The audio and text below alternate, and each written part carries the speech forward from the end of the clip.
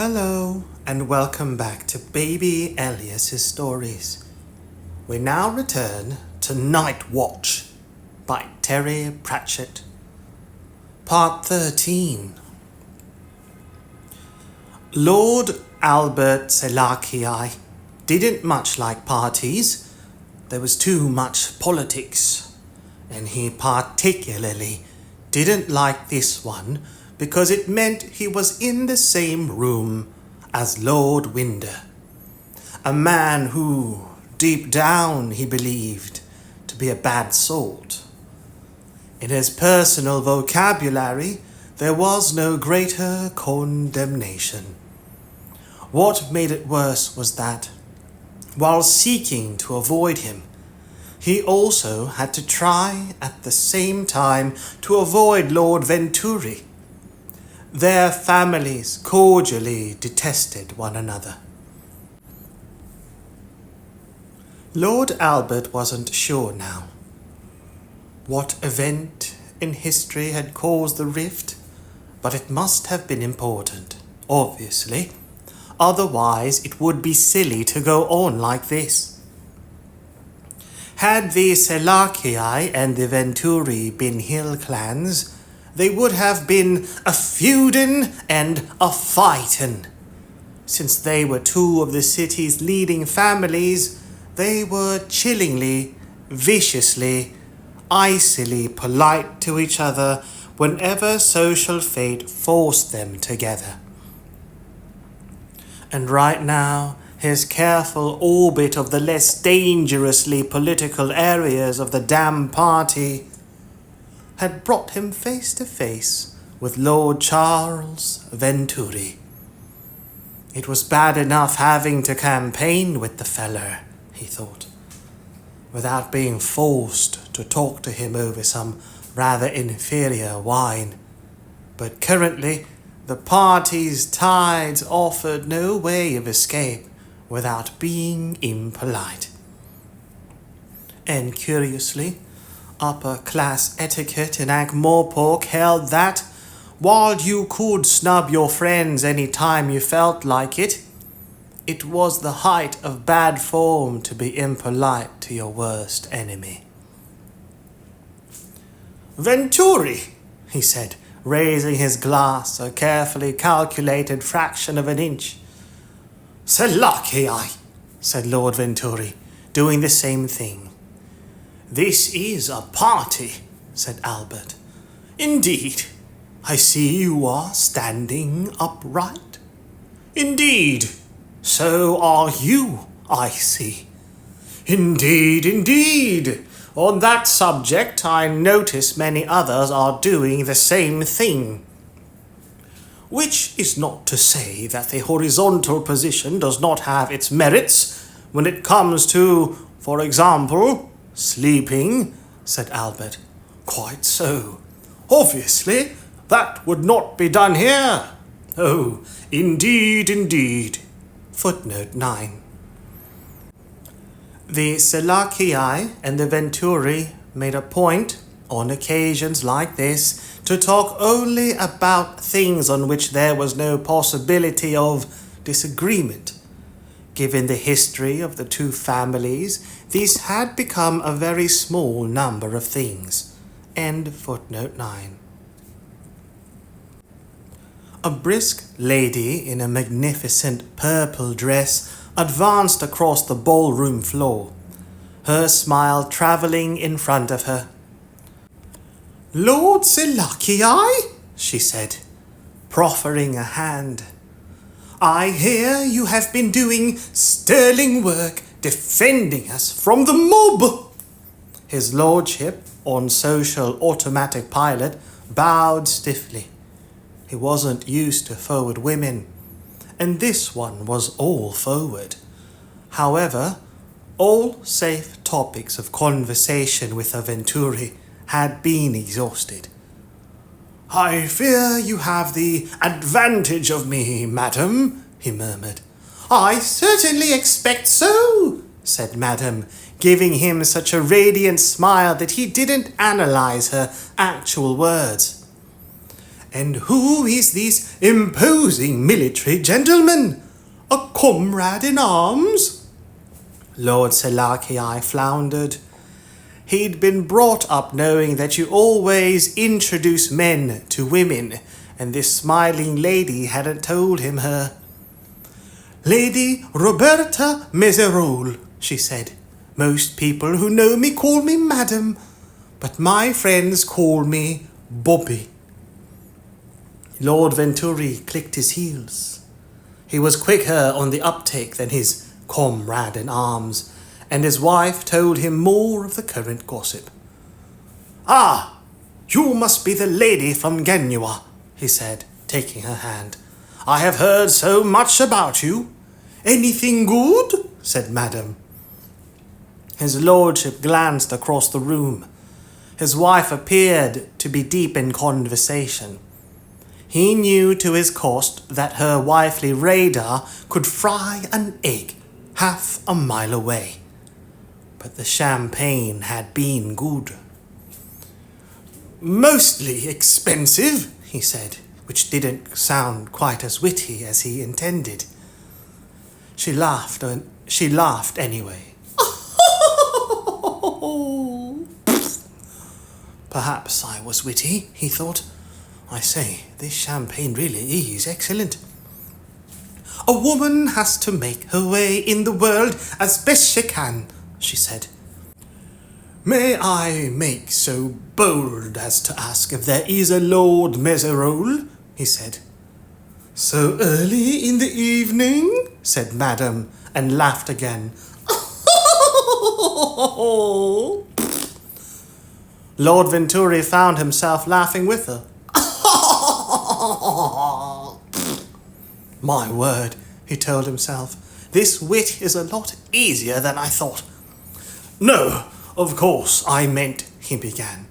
I'm sure you did, said Madam, tapping him lightly with her fan.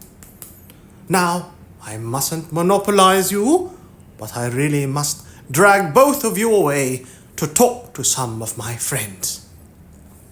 She took Lord Venturi by the unresisting arm and piloted him across the floor. Selachii followed morosely, being of the opinion that when respectable women called themselves Bobby, the world was about to end, and ought to. Mr. Carter has extensive interests in copper, and Mr. Jones is very interested in rubber, she whispered. There were about 6 men in the group, talking in low voices. As their lordships approached, they caught, And at a time like this, one really must ask oneself where one's true loyalties lie. Good evening, madam. On her apparently random walk to the buffet table, Madam happened to meet several other gentlemen and, like a good hostess, piloted them in the direction of other small groups. Probably only someone lying on the huge beams that spanned the hall high above would spot any pattern, and even then they'd have to know the code. If they had been in a position to put a red spot on the heads of those people who were not friends of the patrician, and a white spot on those who were his cronies, and a pink spot on those who were perennial waverers, then they would have seen something like a dance taking place. There were not many whites. They would have seen that there were several groups of red and white spots were being introduced into them in ones or twos if the number of reds in the group was large enough. If a white left a group, he or she was effortlessly scooped up and shunted into another conversation, which might contain 1 or 2 pinks, but was largely red. Any conversation entirely between white spots was gently broken up with a smile and an, "Oh, but now you must meet," or was joined by several red spots. pinks, meanwhile, were delicately passed from red group to red group until they were deeply pink, and then they were allowed to mix with other pinks of the same hue under the supervision of a red. In short, the pinks met so many reds and so few whites that they probably forgot about whites at all, while the whites, constantly alone or hugely outnumbered by reds or deep pinks, appeared to be going red out of embarrassment or a desire to blend in. Lord Winder was entirely surrounded by reds, leaving a few remaining whites out in the cold. He looked like all the patricians. Tended to look after a certain time in office, unpleasantly plump, with the pink joliness of a man of normal build who had too much rich food. He was sweating slightly in this quite cool room. And his eyes swiveled this way and that, looking for the flaws, the clues, the angles. At last, Madam reached the buffet where Dr. Follett was helping himself to the deviled eggs, and Miss Rosemary Palm was debating with herself as to whether the future should contain strange pastry things with a green filling that hinted mysteriously of prawn.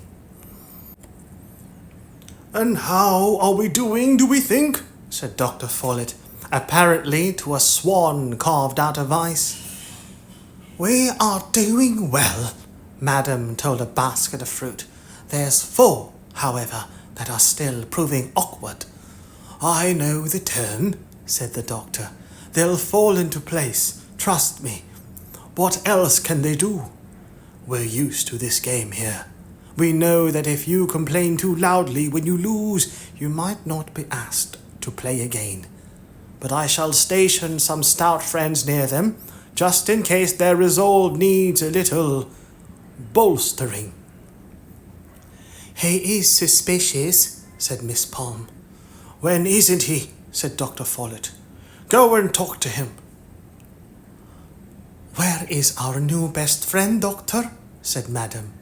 "Mr. Snapcase is dining quietly, but visibly, in impeccable company, some way away." They turned when the double doors opened. So did several of the other guests, who then turned back hastily. But it was only a servant who hurried over to Madam and whispered something. She indicated the 2 military commanders, and the man went to hover anxiously beside them. There was a brief exchange, and then, without even a bow towards Lord Winder, all 3 men went out. "I shall just go and see to the arrangements," said Madam, and, without, in any sense, following the men, headed towards the doors. When she stepped into the hall, the 2 servants waiting by the cake stopped lounging and snapped to attention, and a guard who was patrolling the corridor gave her a quick glance of interrogation. "Now, madam," said one of the servants. "What? Oh, no, just wait." She glided over to where the commanders were in animated conversation with a couple of junior officers, and took Lord Venturi's arm. "Oh dear, Charles, are you leaving us so soon?" Lord Venturi didn't think of wondering how she knew his first name. The champagne had been plentiful, and he saw no reason at the moment why any attractive woman of a certain age shouldn't know his name. "Oh, there are 1 or 2 pockets of resistance left," he said. "Nothing to concern you, madam." "Bloody big pocket," murmured Lord Selachii into his moustache. "They destroyed Big Mary, sir," said the luckless messenger, "and they—" "Major Mountjoy Steadfast can't outthink a bunch of gormless watchmen and civilians and some veterans with garden forks," said Lord Venturi, who had no idea of how much damage a garden fork could do if hurled straight down from an elevation of 20 feet. that's just it, sir. They are veterans, and they know all... And the civilians? Unarmed civilians? Said Venturi. The messenger, who was a sub-lieutenant and very nervous, couldn't find the right words to explain that unarmed civilian was stretching a point when it was a 200-pound slaughterhouse man with a long hook in one hand and a flensing knife in the other. Young men who joined up for the uniform and a bed all to themselves did not expect that kind of treatment. Permission to speak freely, sir? He tried. Very well. The men haven't got the heart for it, sir. They'd kill a Clatchin in a wink, sir, but... Well, some of the old soldiers are from the regiment, sir, and they're shouting down all kinds of stuff. A lot of the men come from down there, and it's not good for them. And what some of the old ladies shout, sir, well, I've never heard such language. Dolly Sisters was bad enough, sir, but this is a bit too much. Sorry, sir. Their lordships looked out of the window. There was half a regiment in the palace grounds. Men who'd had nothing to do for several days but stand guard. Some backbone and a quick thrust, said Lord Selachii. That's what's needed by Io. Lance the boil. This is not a cavalry action, Venturi, and I'll take those men fresh blood. Selachii, we do have orders. We have all kinds of orders, said Selachii. But we know where the enemy is, don't we? Aren't there enough guards here? How many guards does one fool need? We can't just... Lord Venturi began, but Madam said, I'm sure Charles will see that no harm comes to his lordship, and took his arm. He does have his sword, after all. A few minutes later, Madam glanced out of the window and saw that the troops were quietly moving out. She also noticed, after watching for some time, that the guard patrolling in the hall seemed to have vanished. There were rules. When you had a guild of assassins, there had to be rules which everyone knew, and which were never, ever broken. Footnote 10. Sometimes, admittedly, for a given value of quote-unquote never. End footnote 10. An assassin, a real assassin, had to look like one. Black clothes, hood, boots, and all. If they could wear any clothes, any disguise, then what could anyone do but spend all day sitting in a small room with a loaded crossbow pointed at the door? And they couldn't kill a man incapable of defending himself, although a man worth more than 10,000 Ankh-Morporkian dollars a year was considered automatically capable of defending himself, or at least of employing people to do it for him. And they had to give the target a chance. But there was no helping some people. It was regrettable how many rulers of the city had been inhumed by the men in black because they didn't recognize a chance when they saw it, didn't know when they'd gone too far, didn't care that they'd made too many enemies, didn't read the signs, didn't know when to walk away after embezzling a moderate and acceptable amount of cash. They didn't realize it when the machine had stopped, when the world was ripe for change, when it was time, in fact, to spend more time with their families in case they ended up spending it with their ancestors. Of course, the guild didn't inhume their rulers on their own behalf. There was a rule about that too. They were simply there when needed. There was a tradition once. far back in the past, called the King of the Bean. A special dish was served to all the men of the clan on a certain day of the year. It contained one small hard-baked bean, and whoever got the bean was, possibly after some dental attention, hailed as king. It was quite an inexpensive system, and it worked well. Probably because the clever little bald men who actually ran things and paid some attention to possible candidates were experts at palming a bean into the right bowl. And while the crops ripened and the tribe thrived and the land was fertile, the king thrived too. But when, in the fullness of time, crops failed and the ice came back and animals were inexplicably barren, the clever little bald men sharpened their long knives, which were mostly used for cutting mistletoe. And on the June night, one of them went into his cave and carefully baked one small bean. Of course, that was before people were civilized. These days, no one had to eat beans. People were still working on the barricade. It had become a sort of general hobby, a kind of group home improvement. Fire buckets, some full of water, some of sand, had turned up. In places, the barricade was more impregnable than the city walls, considering how often the latter had been pillaged for stone. There were occasional drum beats down in the city, and the sound of troop movements. "Sergeant!" Vimes looked down. A face had appeared at the top of the ladder leading down to the street. "Ah, Miss Batty. I didn't know you were with us." "I didn't intend to be, but suddenly there was this big wall." She climbed all the way up. She was holding a small bucket.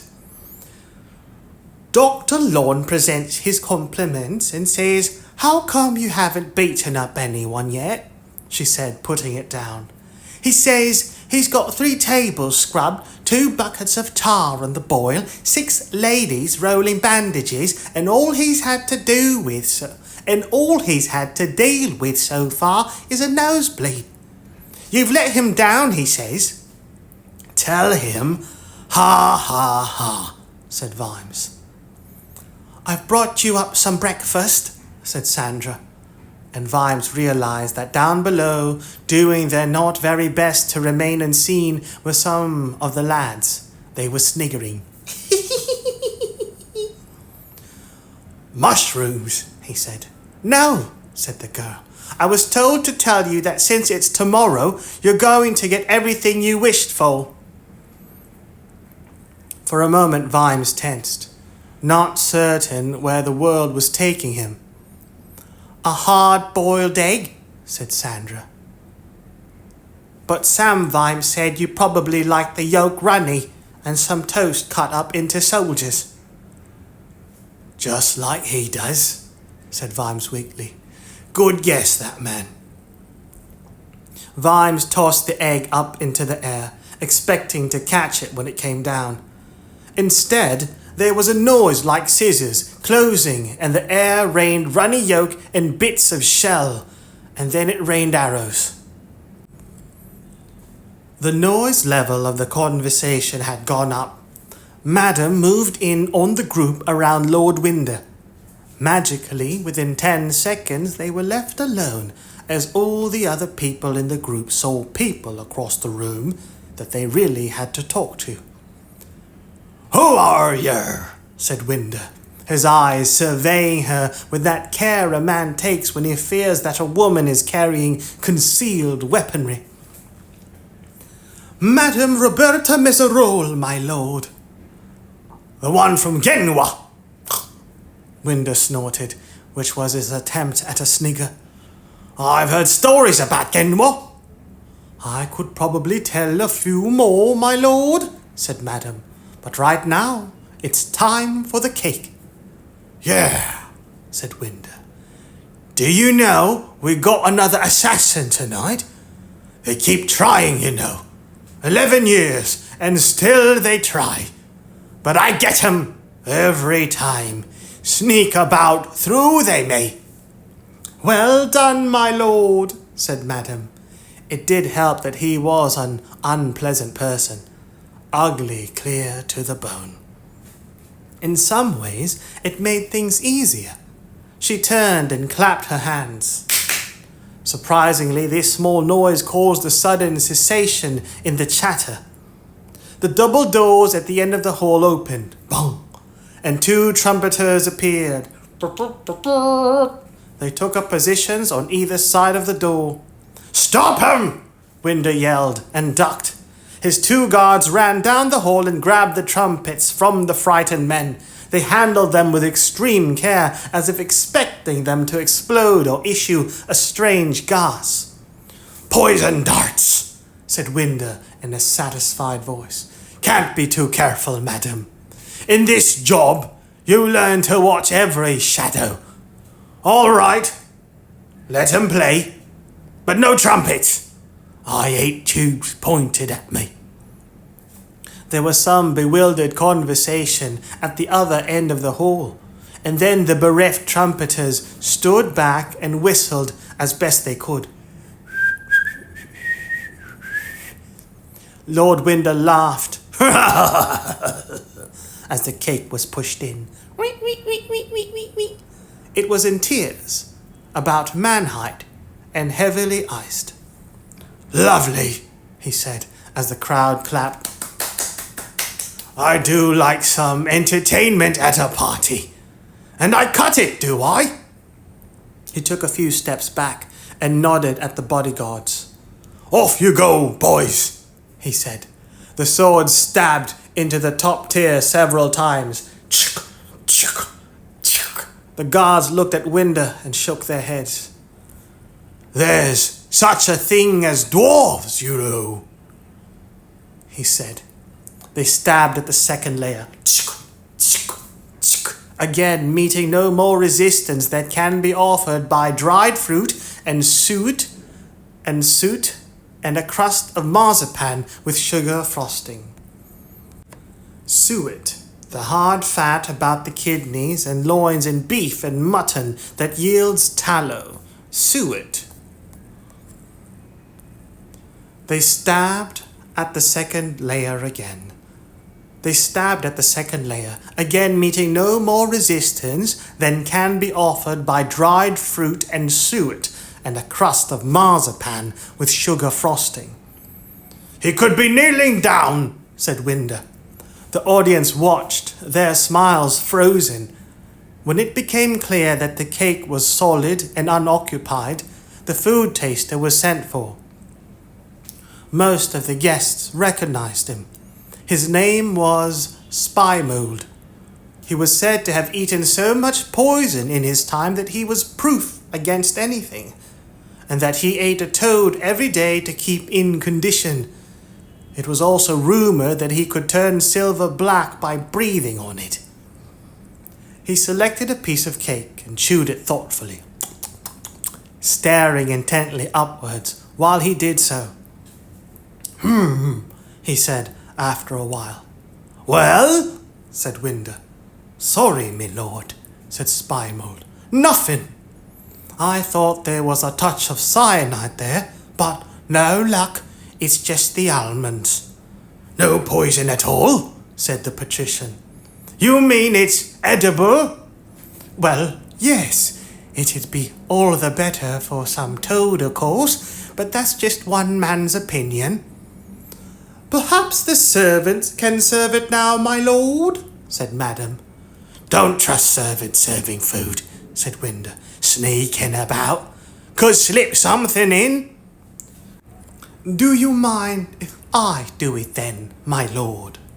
Yeah, all right, said Lord Winder, watching the cake carefully. I'll have the 9th piece you cut. But in fact, he snatched the 5th piece triumphantly, as if saving something precious from the wreckage. The cake was disassembled. Lord Windy's objection to servants handling food withered once the food was headed for other people, and so the party spread out a little as the guests pondered the ancient question of how to hold a plate and a glass and eat at the same time without using one of those little glass holding things that clip on the side of the plate and make the user look as though they're 4 years old.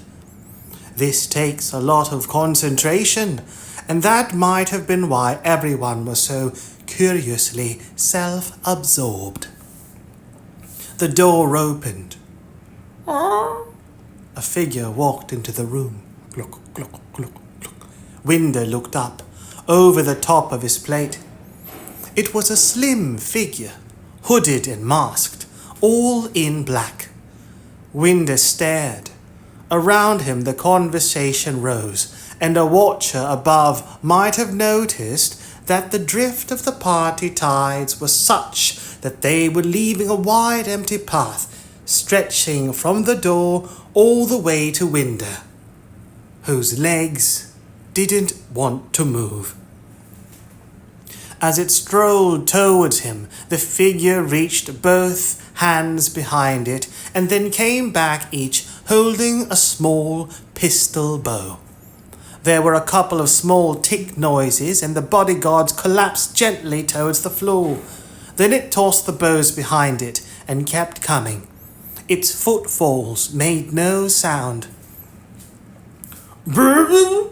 said Winder, staring. His mouth was open and stuffed with cake. People chattering on.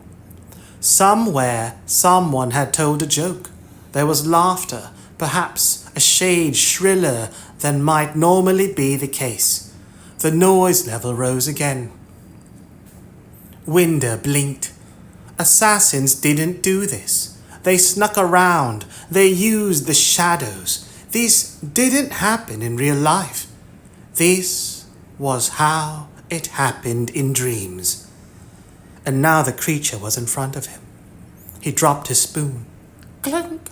There was a sudden silence after it clanged on the ground.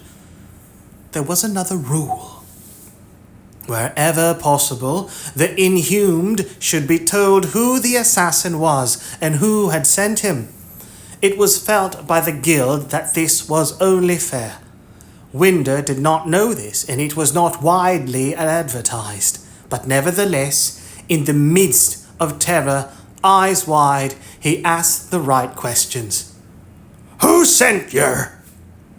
"I come from the city," said the figure, drawing a thin silvery sword. "Sing? Who are you?" "Think of me as your future." The figure drew the sword back, but it was too late. Terror's own, more subtle knife had done its work. Winder's face was crimson. His eyes were staring at nothing, and coming up from the throat, through the crumbs of cake, was a sound that merged a creak with a sigh. The dark figure lowered its sword, watched for a moment in the echoing silence, and then said, "Boo." It reached out one gloved hand and gave the patrician a push. Winder went over backwards, his plate dropping from his hand and shattering on the tiles.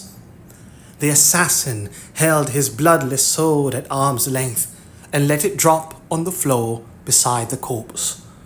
Then he turned and walked slowly back across the marble floor. He shut the doors behind him, and the echoes died away. Madam counted slowly to 10 before she screamed. That seemed long enough. Lord Winder got to his feet and looked up at the black-clad figure. "Another one! Where did you creep in from?" "I did not creep." Winder's mind felt even fuzzier than it had done over the past few years. But he was certain about the cake. He'd been eating cake, and now there wasn't any. Through the mists he saw it, apparently close, but when he tried to reach it, a long way away. A certain realization dawned on him. "Oh," he said. "Yes," said Death. "Not even time to finish my cake?" "No, there is no more time, even for cake. For you, the cake is over. You have reached the end of cake."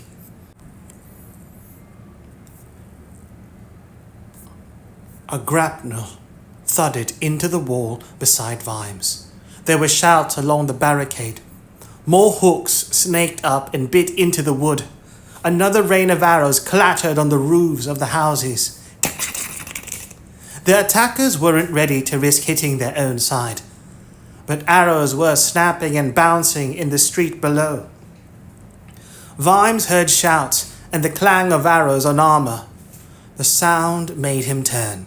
A helmeted head rose level with his in the face beneath it, blanched in terror when it saw Vimes. "That was my egg, you bastard!" he screamed, punching the nose. "With soldiers!" The man fell back by the sound of it onto the other climbers. Men were yelling all along the parapet. Vimes pulled out his truncheon. "At 'em, lads!" he yelled. "Truncheons! Nothing fancy! Bop 'em on the fingers and let gravity do the work! They're going down!" He ducked, pressing close to the wood, and tried to find a spy hole. "They're using big catapults," said Sandra, who'd found a gap a few feet away. "There's a—" Vimes pulled her away. "What are you doing still up here?" he roared. "It's safer than the street," she yelled back, nose to nose with him. "Not if one of those grapnels hits you, it isn't." He grabbed his knife. "Here, take this. You see a rope anywhere? Cut it!"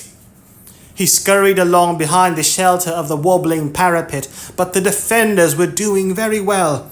It wasn't exactly rocket magic in any case. The people at ground level were firing out through any crack they could find, and while aiming was not easy, it didn't need to be. There is nothing like the zip and zing of arrows around them to make people nervous at their work. And the climbers were too bunched up. They had to be. If they tried attacking on a broad front, there'd be 3 defenders to greet each man. So they were in one another's way, and every falling man would take a couple more down with him. And the barricade was full of little gaps and holes where a defender with a spear could seriously prod those trying to climb up on the outside.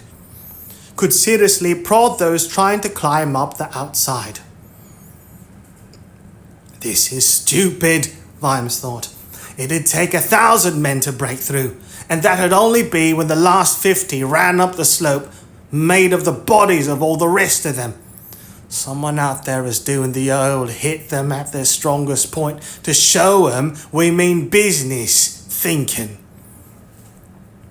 Ye gods, is this how we won our wars? So how would I have dealt with this? Well, I'd have said, "Detritus, remove the barricade," and made sure that the defenders heard me. That's what I'd have done. End of problem. There was a scream from further along the parapet. Ah! A grapnel had caught one of the watchmen and pulled him hard against the wood. Vimes reached him in time to see a hook dragged into the man's body through breastplate and mail as an attacker hauled himself up. Vimes caught the man's sword arm in one hand and punching him with the other, letting him tumble into the melee below. The stricken watchman was Nancy Ball. His face was blue and white, his mouth opened and shut soundlessly, and blood pooled around his feet. It dripped through the planks. "Let's get the bloody thing out," Wiglet said, grabbing the hook. Vimes pushed him away as a couple of arrows hummed overhead. "That could do more damage. Call up some lads. Take him down really carefully and get him to lawn." Vimes snatched up Nancy Ball's truncheon and brought it down on the helmet of another struggling climber. Bonk! "He's still breathing, Sarge," said Wiglet. Right, said Vimes. It was amazing how willing people were to see life in the corpse of a friend. "So make yourself useful and get him down to the doctor." And speaking as one who'd seen some stricken men in his time, he mentally added, "And if Lorne can sort him out, he can start his own religion." A lucky attacker who'd achieved the top of the barricade and then found himself horribly alone slashed desperately at Vimes with his sword. Vimes turned back to business. Ankh-Morpork was good at this, and had become good at it without anyone ever discussing it. Things flowed rather than happened, that is. You'd sometimes have to look quite hard to find the point of change between "hasn't been done yet" and "already taken care of, old boy." And that was how it was done. Things were taken care of. It was 20 minutes before Mr. Snapcase arrived, and 25 minutes before he was duly sworn in as patrician, had magically become Lord Snapcase, and was sitting in the oblong office.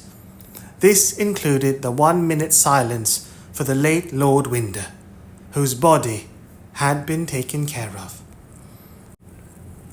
A number of servants were shown the door without any great unpleasantness, and even Spy Mold was allowed to remove his toad farm in peace. But those who filled the grates and dusted the furniture and swept the floor stayed on, as they had stayed on before, because they seldom paid any attention to, or possibly didn't even know, who their lord was. And in any case, were too useful and knew where the brooms were kept. Lords come and go, but dust accumulates. And it was the morning of a new day, which looked, seen from below, quite like the old ones. After a while, someone raised the question of the fighting, which clearly needed to be taken care of. There were scuffles all along the barricade now, but they were going only one way. Siege ladders had been brought up, and at several places along the parapet men had managed to climb in, but they could never get enough in one place. There were far more defenders than attackers, and they weren't all men under arms. One thing Vimes was learning fast was the natural vindictiveness of old ladies, who had no sense of fair play when it came to fighting soldiers. Give a granny a spear and a hole to jab it through, and young men on the other side were in big trouble. And then there was Red Shoe's inspired idea of the use of steak dinners as a weapon. The attackers did not come from homes where steak was ever on the table. Meat tended to be the flavoring, but not the meal. But here and there, men who'd achieved the top of the ladders in darkness, with the groans and yells of their unsuccessful comrades below them, had their weapons dragged from their hands by well-fed former colleagues who were not unkind and who directed them down the ladder inside for steak and eggs and roast chicken, and a promise that every day would be like this, come the revolution. Vimes didn't want that news to get out, in case there was a rush to invade. But the grannies, oh, the grannies. The neighborhoods of the Republic were a natural recruiting ground for the regiments. It was also an area of big families and matriarchs, whose word was family law. It had almost been cheating, putting them on the parapet with a megaphone during the lulls. I knows you're out there, Owl Ron. This is your Nan. You climb up one more time and you'll feel the back of my hand. Our Rita sends her love and wants you to hurry home. Grandpa is feeling a lot better with the new ointment. Now stop being a silly boy. It was a dirty trick, and he was proud of it. Messages like that sapped a fighting spirit better than arrows. And then Vimes realized there were no more men on the ropes and ladders. He could hear yells and groans below, but those soldiers who could stand were withdrawing to a safe distance. Now me, thought Vimes, I'd have gone down to the cellars of the houses near the street. Ankh-Morpork is all cellars, and I'd have chipped my way through the rotten walls and half the cellars on this side of the barricades. And half the cellars on this side of the barricades would have men in them now, nice and snug. Admittedly, last night I had the men nail up and bar every cellar door they could find, but after all, I wouldn't be fighting me now, would I? He peered through a gap between planks and was amazed to see a man walking gingerly forward among the wreckage and the groaning men. He was carrying a white flag and stopped occasionally to wave it, but not to shout. Hurrah! When he was as close as possible to the barricade, he called up, I say! Behind his planking. Vimes shut his eyes. Oh, good, he thought. He called down. Yes? Can we help you? Who are you? Sergeant Keel, Night Watch. And you? Sub-Lieutenant Harrop. We ask for a brief truce. Why? So that we can recover our wounded. The rules of war, Vimes thought. The field of honor. Good grief. And then, he said, sorry? What happens after that? We start fighting again? Hasn't anyone told you? Said the sub-lieutenant. Told us what? We've just heard. Lord Winder is dead. Lord Snapcase is patrician? A cheer began among the nearby defenders. And was taken up below. Vimes felt the relief rise. But he wouldn't be Vimes if he just let things lie. He called out, So would you like to change ends? Sorry? I mean, would your chaps like to have a go at defending the barricade and we can try attacking it? Vimes heard laughter from the defenders. There was a pause. Then the young man said, why? Because, correct me if I am wrong, we are now the loyal supporters of the official government, and you are the rebellious rump of a discredited administration. Am I right? I think we did have, legitimate orders. Heard of a man called Captain Swing? Yes. He thought he had legitimate orders too, said Vimes. Yes? Boy, was he surprised. All right. A truce. We agree. Would you like my lads to give you a hand? We've got a doctor here. Very good. I've yet to hear screaming. Thank you, sir. The young man saluted. Vimes saluted back. Then he relaxed and turned to the defenders. Okay, lads, he said. Stand down. Steal 'em if you haven't got 'em.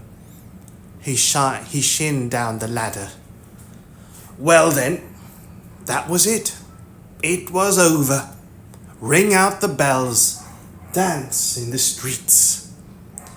Sarge, did you mean that about helping them others with their wounded? Said Sam, who was standing at the bottom of the ladder. Well, it makes as much sense as anything else that's been happening, said Vimes. They're city lads just like us. They're city lads just like us. Not their fault they were given the wrong orders. And it messes with their heads, he thought. Makes them wonder why all this is happening. Only Nancy Ball's dead, Sarge. Vimes took a deep breath. He'd known it anyway, up there on the wobbling ramparts, but hearing it said aloud was still a shock. I dare say there's a few of theirs who won't make it through till morning, he said. Yes, but they were the enemy, Sarge.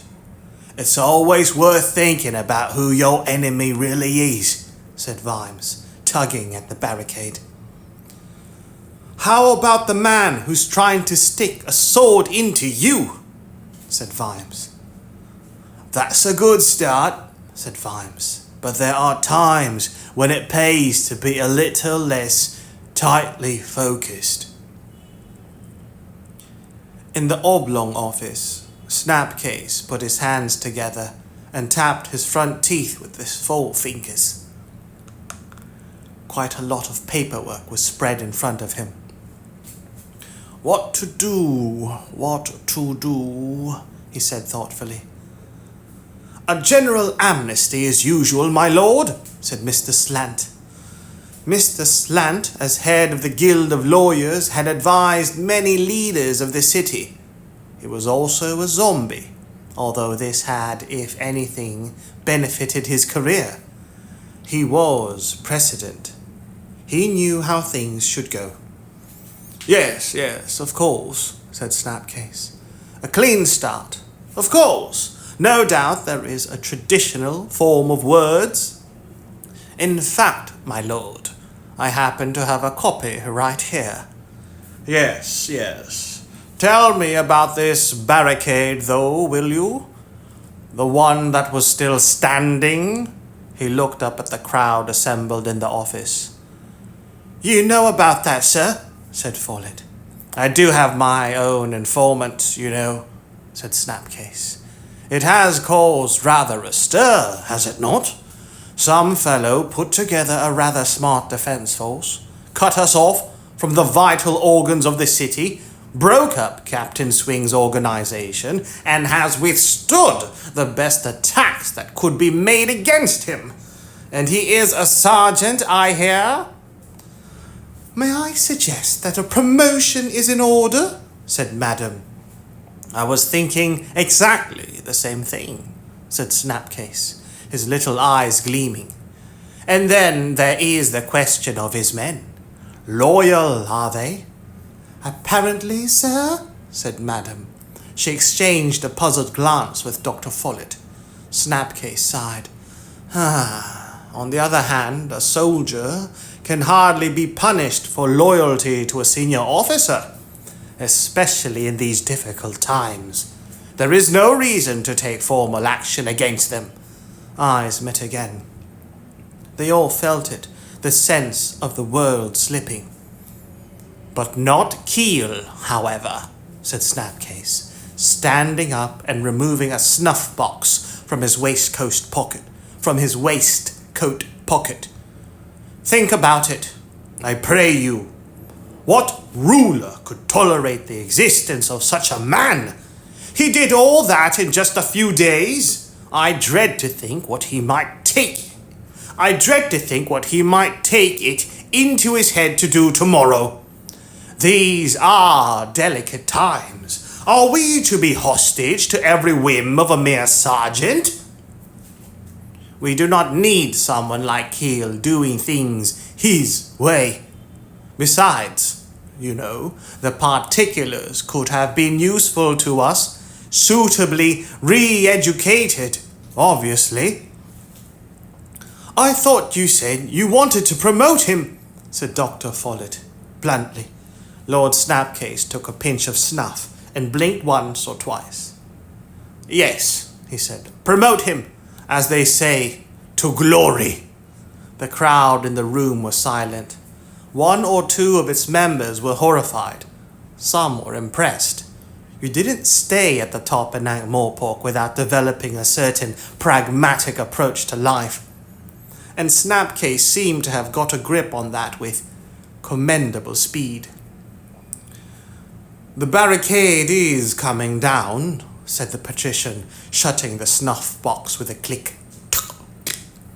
Yes, my lord, said Dr. Follett. Because of the general amnesty, he said, just to make sure the word was repeated. The Guild of Assassins had a code of honor, as well as rules. It was an odd code, carefully constructed to fit their needs, but it was a code nonetheless. You didn't kill the unprotected, or servants. You did it up close, and you kept your word. This was appalling. Capital, said Snapcase. Ideal time. Streets full. Much confusion. Unreconstructed elements. Vital message not passed on. Left hand not knowing what right hand doing. Difficulties of the situation regrettable. Now, my dear doctor, I do not intend to make any demands of your guild. Fortunately, there are those whose loyalty to the city is a little less conditional. Yes, and now, please, there is much to be done. I shall look forward to meeting you again later. The crowd were ushered politely but firmly out of the room, and the doors shut behind them. Dong. It seems we're back at school, muttered Dr. Follett, as they were swept along the corridor.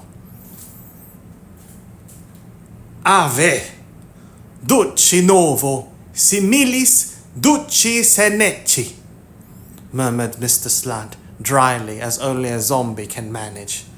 Or, as we used to say at school, Ave bossa nova, similis bossa seneca.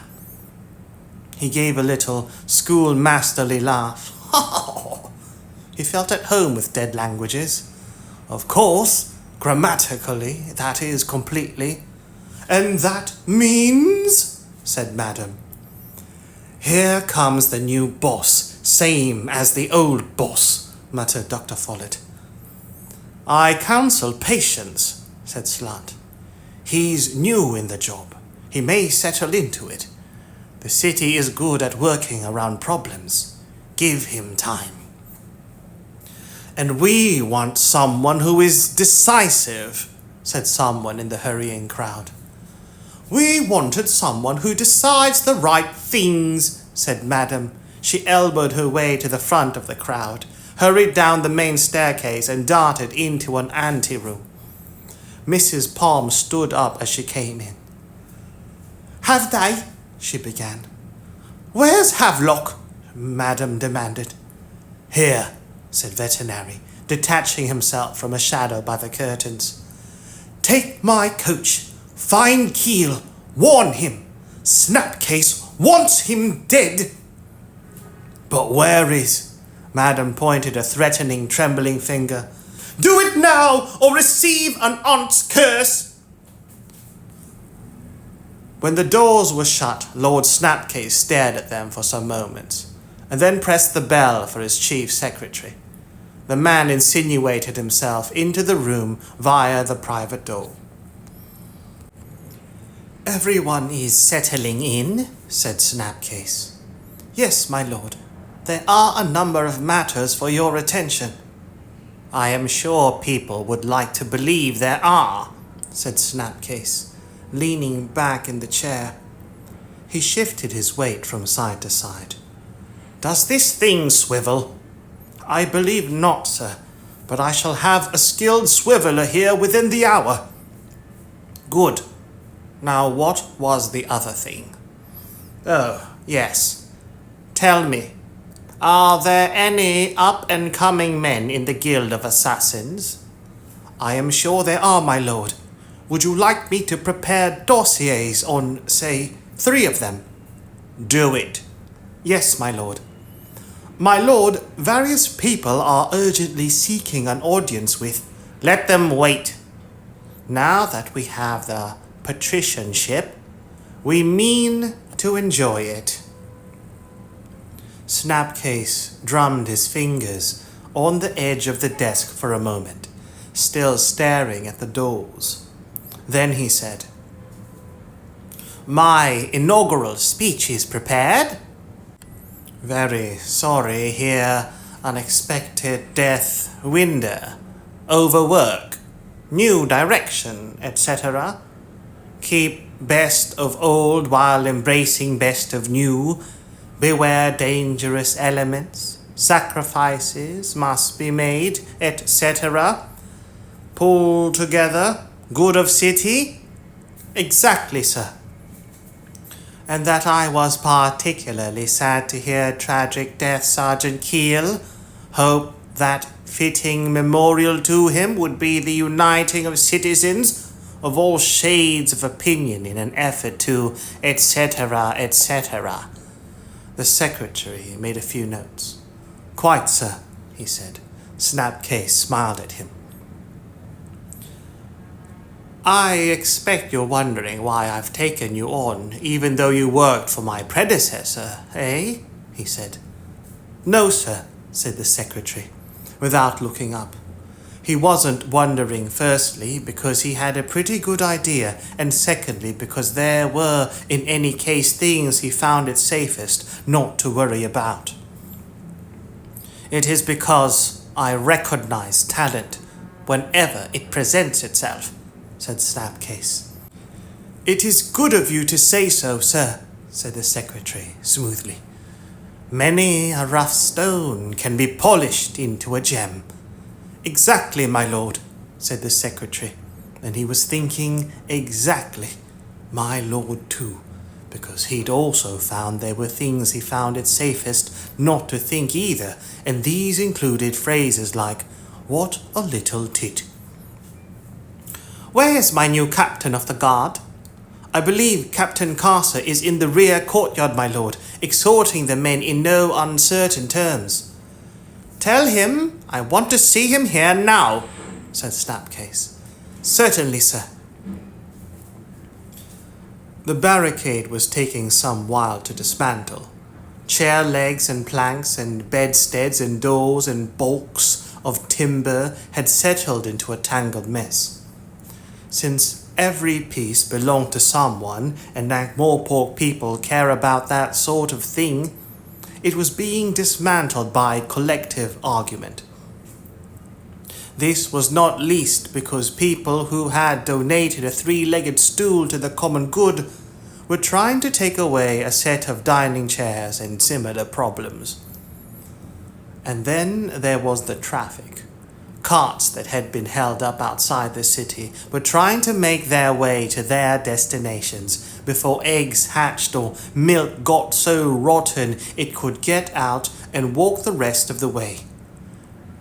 If Ankh-Morpork had a grid, there would have been gridlock. Since it did not, it was, in the words of Sergeant Colin, a case of no one being able to move because of everyone else. Admittedly, this phrase, while accurate, did not have the same snap. Some of the watchmen had joined in the dismantling work, mostly to stop the fights that were breaking out among irate householders. But a group of them had congregated at the end of Heroes Street, where Snouty had set up a mess and a cocoa urn. There wasn't, in fact, much to do. A few hours ago they'd been fighting. Now the streets were so crowded that even patrols were impossible. Every good copper knows that there are times when the wise man keeps out of the way, and the conversation had turned to the kind of questions that follow victory, such as 1. Is there going to be any extra money? And 2. Are there going to be any medals? With an opinion on 3, which was never far from the watchman's thoughts.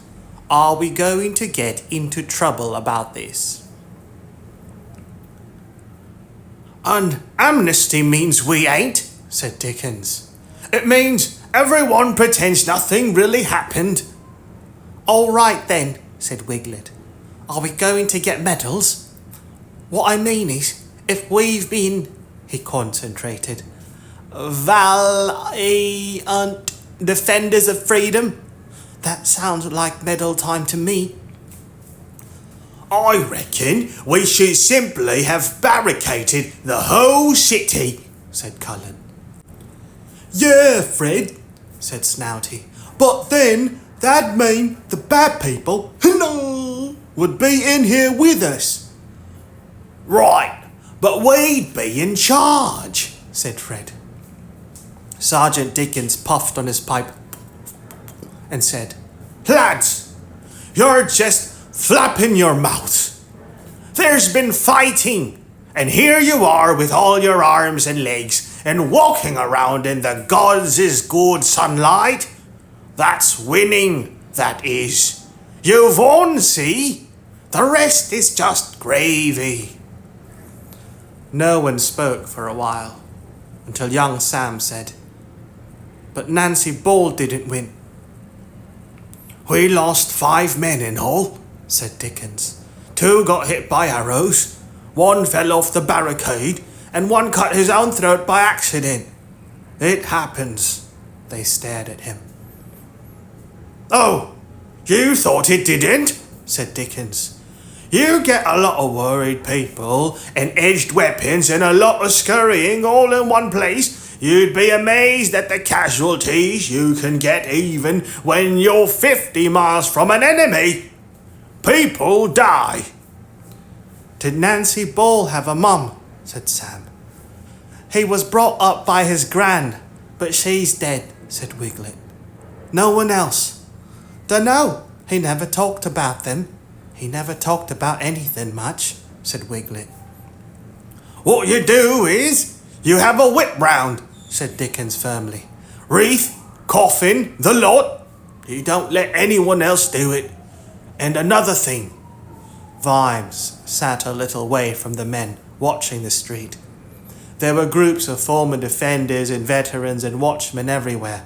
He watched a man buy a pie from Dibbler and shook his head and grinned. On a day when you couldn't give steak away, some people would still buy a pie from Dibbler. It was a triumph of salesmanship, and the city's famously atrophied taste buds.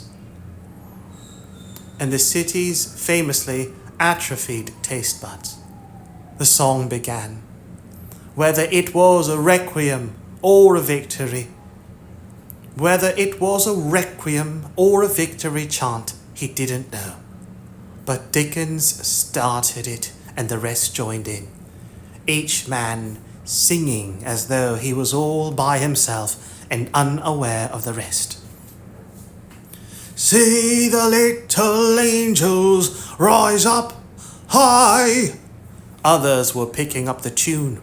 Red Shoe was also sitting all alone on a piece of barricade currently not in dispute, still clutching the flag and looking so miserable that Vimes felt moved to go and speak to him. Do they rise up, rise up, rise up? How do they rise up high? It could have been good, Sergeant, said Reg, looking up. It really could. A city where a man can breathe free. They rise, arse up, arse up, arse up.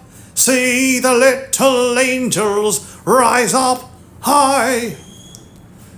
We's free, Reg, said Vimes, sitting down next to him. This is Ankh-Morpork. And they all hit that line together, thought the part of him that was listening with the other ear. Strange that they should do that. Or maybe not. Yeah, make a joke of it. Everyone thinks it's funny, said Reg, looking at his feet.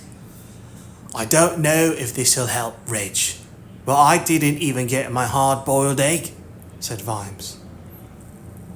And what's going to happen next? Said Reg, far too sunk in misery to sympathize or, for that matter, notice. Oh, the little angels, rise up, rise up. I really don't know. Things'll get better for a while, I expect. But I don't know what I'm... Vimes stopped.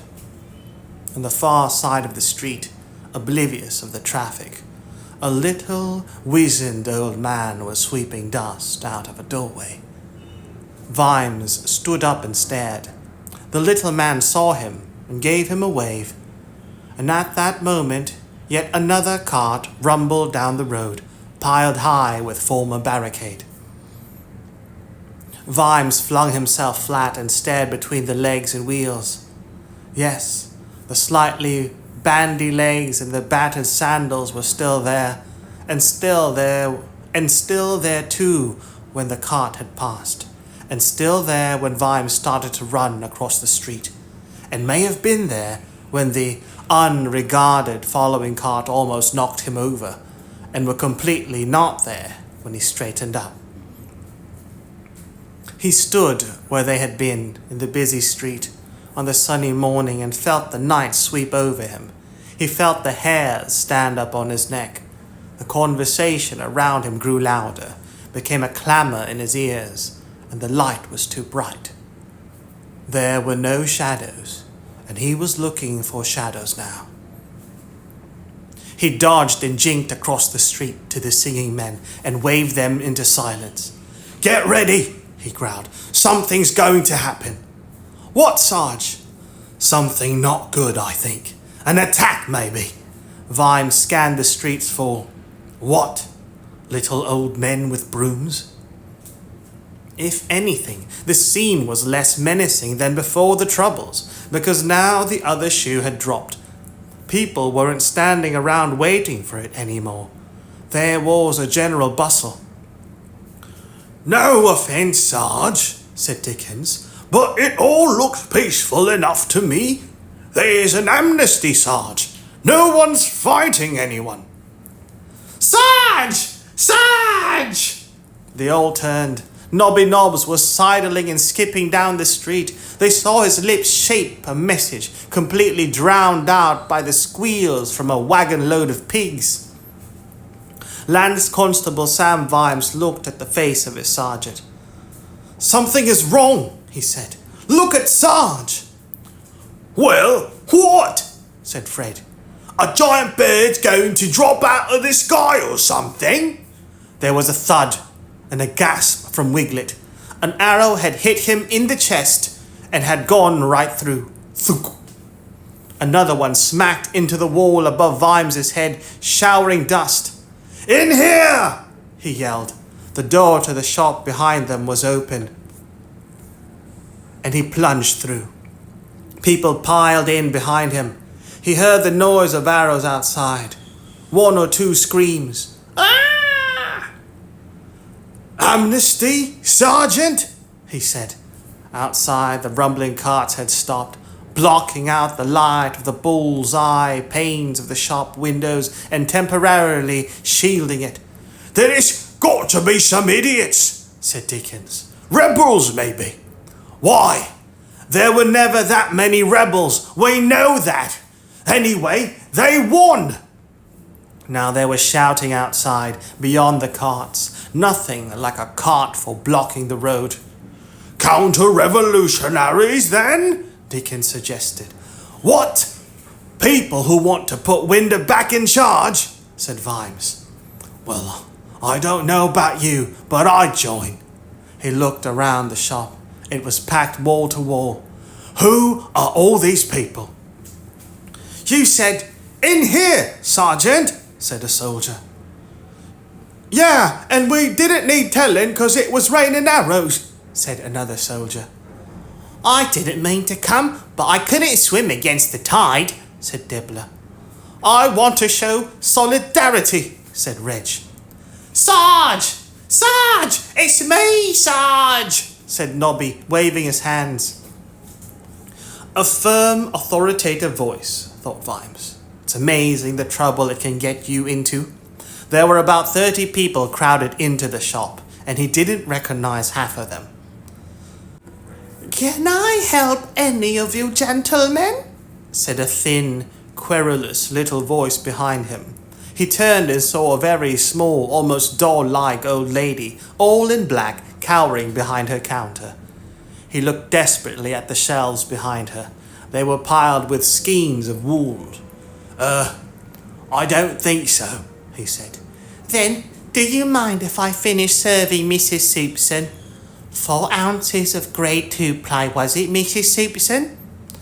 "Yes, please, Ethel," quavered a tiny, frightened voice somewhere in the middle of the crowd of armed men.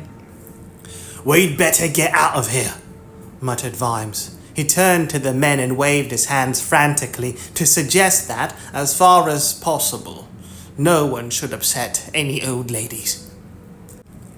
"Do you have a back way, please?" The shopkeeper's innocent old eyes looked up at him. "It helps if people buy something, Sergeant," she said meaningfully. Vimes looked around desperately, and inspiration struck. "Ah, right, yes. I'd like a mushroom," he said. "You know, one of those wooden things for—" "Yes, Sergeant, I know. That will be 6 pence. Thank you, Sergeant. I always like to see a gentleman ready to do it for himself, I must say. Could I interest you in a—" "I'm in a big hurry, please," said Vimes. "I've got to darn all my socks." He nodded at the men, who responded heroically. "Me too. Full of holes, it's disgusting. Got to patch them up right now." "It's me, Sarge! Nobby, Sarge!" "You could use mine for fishing nets." The lady unhooked a big keyring. "I think it's this one. No, I tell a lie. I think it's... No. Wait a moment. Ah, yes. This is the one." "Here, Sarge, there's a bunch of men with crossbows in the street," said Fred Cullen from the window. "About 50 of them." "No, that's the one. Dear me, that's for the lock we used to have. Does this one look right to you? Let's try this one." Very carefully and very slowly, she unlocked and unbolted the door. Click, click. Vimes poked his head out. They were in an alley, filled with trash and old boxes and the horrible smell of alleys everywhere. No one seemed to be around. "Okay, everybody out," he said. "We need a bit of space. Who's got a bow?" "Just me, Sarge," said Dickens. "It's not like we were expecting trouble, see?" "1 bow against 50 men. That's bad odds," said Vimes. "Let's get out of here." "Are they after us, Sarge?" "They shot Wiglet, didn't they? Let's move." They scuttled along the alleyway. As they crossed a wider one, there was a distant sound of the shop door being kicked open again, and a gleeful shout. "I got you now, Duke!" "Casa." An arrow clattered off a wall and pinwheeled end over end along the alley. Vimes had run before. Every watchman knew about running. They called it the backyard handicap. Vimes had taken that route many times, ducking through alleys, leaping on wings of terror over the walls from one dog-infested yard to the next, falling into the chicken runs and slipping down privy roofs, looking for safety or his mates, or, failing that, somewhere to stand with his back to the wall. Sometimes you had to run. And, like the herd, you stayed together by instinct. In a crowd of 30 or so, you were harder to hit. Fortunately, Dickens had taken the lead. The old coppers were best at running, having run so much during their lives, as on the battlefield, only the cunning and the fast survived. And so he didn't bother to stop as the cart appeared at the end of the alley. It was a haggler's wagon, probably trying to take a shortcut and escape the no one being able to move because of everyone else chaos in the main streets. The man, the back of his wagon piled 10 feet high with boxes, his vehicle scraping the walls, looked in horror at the stampede heading for him. No one had any brakes, and absolutely no one was going to go backwards. Vimes, in the rear, watched the group flow over and under the wagon to the splintering of boxes and the pop of exploding eggs. The horse danced in the shafts, and men dived through its legs or clear over its back. When Vimes reached it, he clambered onto the box just as an arrow hit the woodwork. Thunk! He grinned desperately at the driver. "Jump!" he suggested, and smacked the horse on the flank with the flat of his sword. Both men were thrown back as it reared and sent the remains of the stricken load sliding off the wagon. Vimes hauled the driver upright as soon as the debris stopped falling. He was covered in egg. "Sorry about that, sir. Watch business. Ask for Sergeant Keel. Got to rush." Behind them, the wagon rattled up the alley. Click, click, click, click, click, click. Wheel rims knocking sparks off the walls. There were doorways and side alleys to escape into, but Carcer's crew would certainly be slowed down. The rest of his crew had stopped when they heard the noise, but Vimes piled into them and forced them on until they reached the road, blocked with carts and thronged with people. "Well, you got your soldiers covered in eggs, Sarge," said Sam with a worried grin. "What's that all about?" "It's some of the unmentionables," said Vimes. "Probably want to settle the score." Well, that was close enough. "But I saw watchmen and soldiers with him," said Fred Cullen. "Sarge! It's me, Sarge! Please, Sarge!" Nobby elbowed his way through the men. "Is this a good time, Nobby?" said Sarge. "There's men after you, Sarge!" "Well done, Nobby."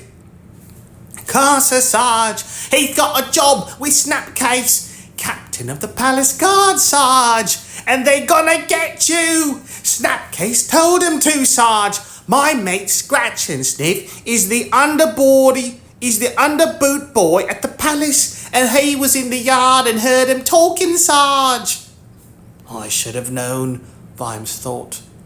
Snapcase was a devious devil, and now Carcer's got his feet under another bastard's table. Captain of the guard.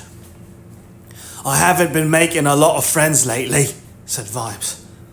"Okay, gentlemen, I'm going to run. If you lot melt away into the crowd, you'll be fine, I expect." "No fear, Sarge," said Sam, and there was a general murmur of agreement. "We had an amnesty," said Dickens. "They can't do this." "Anyway, they were shooting at everyone," said one of the soldiers. "Bastards! They need a good going over." "They've got bows," said Vimes. "So we ambush 'em, Sarge," said Dickens. "Choose your ground and fight up close, and a crossbow's just a piece of wood." "Did any of you hear me?" said Vimes. "They're after me, not you. You do not want to mix it with Carcer. You, Snouty, you shouldn't be doing this at your time of life." The old jailer glared at him through runny eyes. "That's a hell of a thing for you to say to me, Sarge," he said. "How do we know he won't decide to come after us anyway?" said Dickens. "An amnesty's an amnesty, right? They can't do this."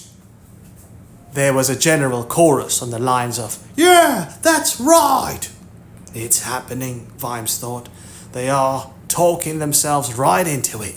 But what can I do? We've got to face him. I've got to face him. I've got to face Carcer. The thought of leaving him here with all he knows. "How about if we head down Cable Street?" said Dickens. Lots of little alleyways off there. They'll go rushing along, thinking we've bolted for the watch house, and we'll have 'em. We ain't standing for this, Sarge. Vimes sighed. Okay, he said. Thank you. You're of one mind? There was a cheer. Hurrah! Then I won't make a speech, said Vimes. There isn't time. I'll just say this. If we don't win this, if we don't see them off, well, we've got to, that's all. Otherwise, it'll be very bad for this city. Very bad. That's right, Dickens cut in insistently. There was an amnesty. But look, said one of the soldiers, I don't know half the men here. If we're going to close in, we want to know who's on our side. That's right. Hello, said Snouty. I mean, some of them chasing us was watchmen. Vimes raised his eyes. The wide alley in front of them, known as Lob Sneaks, stretched all the way to Cable Street. It was lined with gardens, and there were purple flowers on the bushes. The morning air smelled of lilac. I recall a battle once, said Dickens, looking up at a tree. In history, it was. And there was this company, see? And they was a ragtag of different squads, and all covered in mud in any case. And they found themselves hiding in a field of carrots. So, as a badge, they all pulled up carrots and stuck them on their helmets, so's they'd know who their friends were, and incidentally have a nourishing snack for later, which is never to be sneezed at on a battlefield. Well, so what? said Dibbler. So, what's wrong with a lilac flower? said Dickens, reaching up and pulling down a laden branch. Makes a spanking plume, even if you can't eat it. And now, Vimes thought, it ends. I think they are very bad men, said a high, rather elderly but nevertheless determined voice from somewhere in the crowd, and there was a glimpse of a skinny hand waving a knitting needle. And I shall need a volunteer to escort Mrs. Soupson home, he said.